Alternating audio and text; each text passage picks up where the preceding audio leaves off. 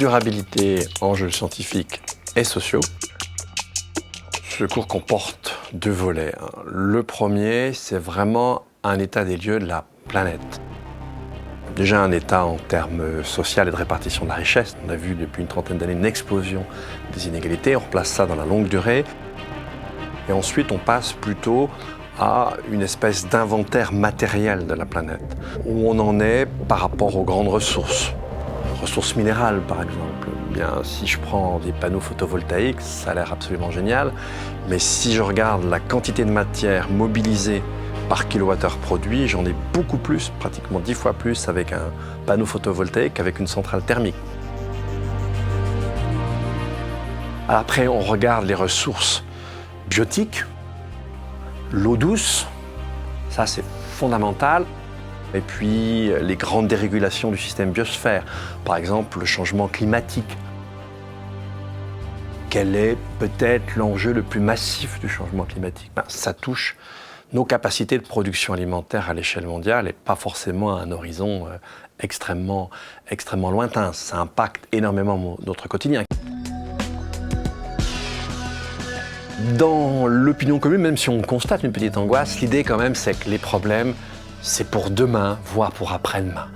Le climat, ça ne va pas trop nous casser les pieds avant la fin du siècle. Ben non, c'est complètement faux. Le coût aujourd'hui du climat est énorme.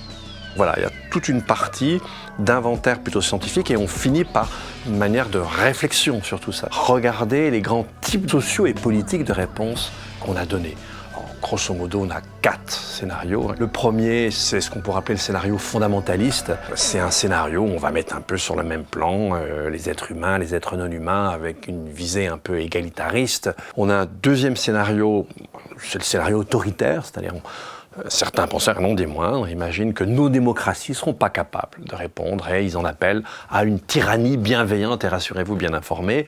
On a le développement durable, alors ça tout le monde nous en parle, et on verra que ce qu'on entend par développement durable, c'est plutôt ce qu'on appelle la durabilité faible. Et ça veut dire qu'on solutionne tout avec des techniques et qu'on n'a rien à changer par ailleurs. Ça fait 40 ans qu'on chante la même chanson, l'air est le même et le résultat est tout aussi nul, ça ne marche pas.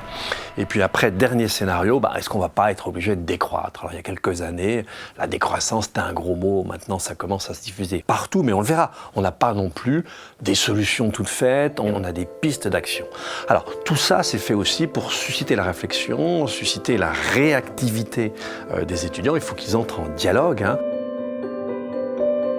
Alors ça, c'est la partie cours, c'est le premier semestre. Et ensuite, au second semestre, on a une partie séminaire où on va être 6 ou 7 enseignants à intervenir. Et là, c'est plutôt de reprendre certains aspects, les aspects d'éthique environnementale, les aspects de politique internationale, les aspects de gestion et d'économie, les aspects juridiques.